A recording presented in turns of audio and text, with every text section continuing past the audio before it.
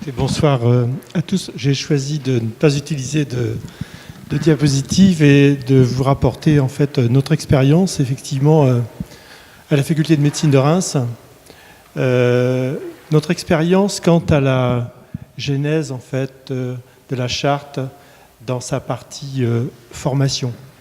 À l'origine, c'est une belle rencontre avec Pascal à l'occasion d'ailleurs de la signature de la principale charte, d'une rencontre avec un ancien de mes professeurs, un professeur émérite maintenant et un ami, Jean Caron, que je représente ici et que je tiens à remercier devant vous, et puis aussi la rencontre de notre doyen qui nous a vraiment suivis tout au long de ce travail, et puis aussi l'opportunité en fait d'être à la direction de l'espace de réflexion éthique de Champagne-Ardenne à ce moment-là, et un certain nombre de personnes qui ont contribué en fait à cette réflexion pour cette écriture. Sans tous ces gens, nous n'en serions pas là. Ça a commencé assez simplement en réalité, parce que nous nous sommes rencontrés, nous avons bien sûr relu la principale charte, concernant bien sûr les personnes en situation de handicap. Et puis, avec l'enthousiasme et la poussée de Pascal, nous nous sommes mis au travail sans vraiment savoir en réalité au tout début où nous allions. Alors nous avons discuté, nous avons rencontré des personnes en situation de handicap, des aidants, des responsables d'associations, des responsables de centres médicaux et sociaux, des étudiants, des directeurs d'écoles, d'infirmières, et puis des directeurs d'hôpitaux, des représentants de l'ARS. Et au fil du temps, eh bien, les choses se sont installées et nous avons fini par faire une première charte, une deuxième, une troisième qui a été lue, relue, etc. etc. Tout ça, c'est une belle chose, mais en réalité, nous avons souhaité dès le départ dans la faculté de médecine, en fait, inscrire ce travail, je dirais, dans une réflexion quant aux enseignements qui avaient pour objet la prise en charge des personnes en situation de handicap. Donc on a fait une première lecture en fait de notre portfolio. Nous avons revu les programmes. Alors c'est assez complexe parce que moi, ma génération n'a reçu aucun enseignement en ce qui concerne la prise en charge des personnes en situation de handicap.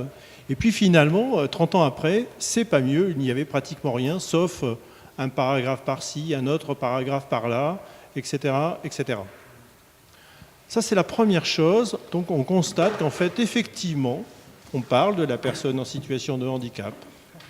On parle, bien sûr, des personnes âgées. On parle des personnes déficientes, etc., etc. Mais il n'y a pas réellement de formation à cette prise en charge. Donc, on a décidé, en fait, de faire deux choses. C'est sensiblement augmenter l'enseignement, et ce n'est pas facile parce que ça fait l'objet de négociations avec ce que l'on appelle la commission formation et vue universitaire. Mais je dois dire qu'on a utilisé tous les leviers qui étaient possibles, et j'avais la chance, moi, de faire partie de cette commission au sein de l'université, ce qui fait qu'on a pu assez simplement faire augmenter un tout petit peu les heures d'enseignement à cet égard. Première chose, donc on augmente les heures d'enseignement. Deuxièmement, pour certains de ces enseignements, on les rend obligatoires. Vous savez que dans un amphithéâtre, vous avez dans un amphithéâtre de 250 places, la plupart du temps, 15 étudiants pour 250 inscrits à ce jour. Nous les avons rendus obligatoires. En plus, nous avons aussi interrogé la docimologie et nous avons imposé, en fait, aux enseignants de faire figurer dans les critères d'évaluation des questions relatives à la prise en charge de la personne en situation de handicap pour motiver les étudiants à s'intéresser, je dirais, à cet aspect en fait des études de médecine. Alors bien sûr, on s'est intéressé aussi aux aspects juridiques. Là, pour le problème juridique, je dirais, la médecine fait peu de cas en tout cas de l'enseignement vis-à-vis des problèmes juridiques que le médecin ou le futur médecin pourrait être amené à rencontrer. On envisage surtout l'aspect juridique comme une connaissance des moyens de protection vis-à-vis des risques que l'on pourrait prendre. Mais exceptionnellement pour faire progresser la médecine. C'est-à-dire on n'utilise pas, je dirais, les aspects juridiques de notre profession pour faire mieux, en réalité. C'est surtout pour essayer de ne pas faire trop mal. C'est plutôt dans ce sens-là. Donc il y a une petite réflexion à mener dans ce sens-là. Ensuite, nous avons aussi sur le terrain travaillé dans les stages. On a même amené les étudiants à faire de la filmographie, filmer des situations caricaturales identifiées, réaliser des scénarios, et puis produire quelques petits bouts de films sur ce qui les choquait en réalité dans le quotidien, dans la prise en charge des personnes en situation de handicap. Je pense par exemple à cette femme malentendante qui arrive aux urgences, qui en plus est aveugle, diabétique, et on lui prend la température sans la prévenir avec un thermomètre électronique, en lui introduisant brutalement dans le pavillon de l'oreille sans la prévenir. Elle sursaute et les étudiants ont trouvé, c'est eux qui ont identifié ces situations et qui en réalité les ont caricaturées à peine dans de petites scénettes qui ont été présentées en fait à ceux qui préparaient la charte et puis bien sûr aux étudiants. Et puis les choses ont encore évolué puisqu'on a réalisé des enseignements en partenariat avec des personnes en situation de handicap partenaires, des responsables de centres médico-sociaux partenaires, des parents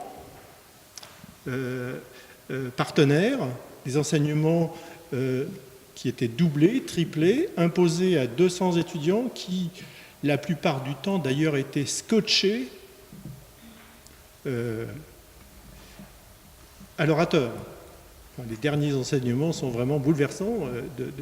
Et en plus, nous avons fait en sorte que les responsables d'associations, mais aussi les centres médico-sociaux, puissent accéder à cet enseignement. C'est-à-dire que l'enseignement a été diffusé en visioconférence, plutôt en visiodiffusion, parce qu'il était très difficile de répondre, bien sûr, comme ce soir, à toutes les questions posées par les acteurs, mais c'était pour nous aussi faire prendre connaissance aux aidants, aux acteurs de terrain qui prennent en charge ces personnes, qu'en réalité, à la faculté de médecine, on s'intéresse aussi, on prend en compte aussi leurs problématiques. Ça, c'était pour la partie, je dirais, formelle, théorique, d'enseignement, en amphithéâtre, en salle.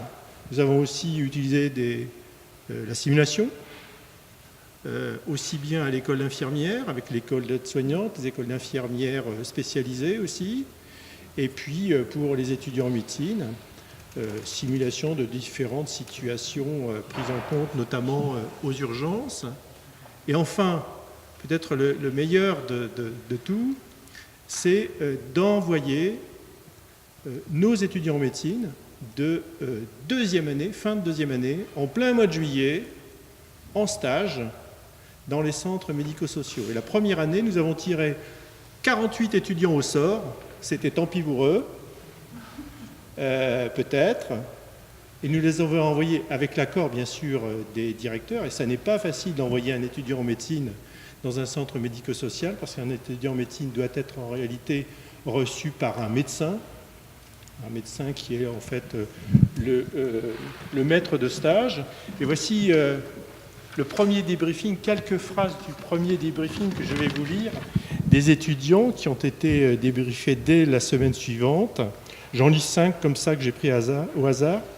J'avais de l'appréhension au début, mais ce sont des personnes comme nous. J'admire leur joie qui est communicative. Grâce aux accompagnants qui les suivent, plus on les connaît, plus on s'attache à eux. Ils ont une énorme envie de progresser. Les éducateurs, ils sont impressionnants. Ils écoutent tout autour d'eux. Ils ont une capacité d'observation que les médecins n'ont pas et de vraies relations de confiance. J'ai découvert le regard des autres. Je me suis senti handicapé. Aussi quelques phrases parmi d'autres. En 2018, juillet 2018, la totalité des étudiants de deuxième année, plus de 200, passent une semaine en réalité dans des centres. Bien sûr, on a une réunion très très importante avec les principaux responsables, les principaux formateurs. Et cette année, nous rééditons la même chose. C'est devenu de pratique courante. Et c'est d'ailleurs un des objectifs, je dirais, pédagogiques de l'année pour notre UFR. Par ailleurs, nous avons aussi profité d'autres opportunités qu'il faut prendre en compte. C'est premièrement l'obligation depuis l'année dernière, enfin c'est en place depuis cette année, pour les étudiants de réaliser un service sanitaire de plusieurs semaines en centre spécialisé entre autres. C'est d'utiliser aussi ce que l'on appelle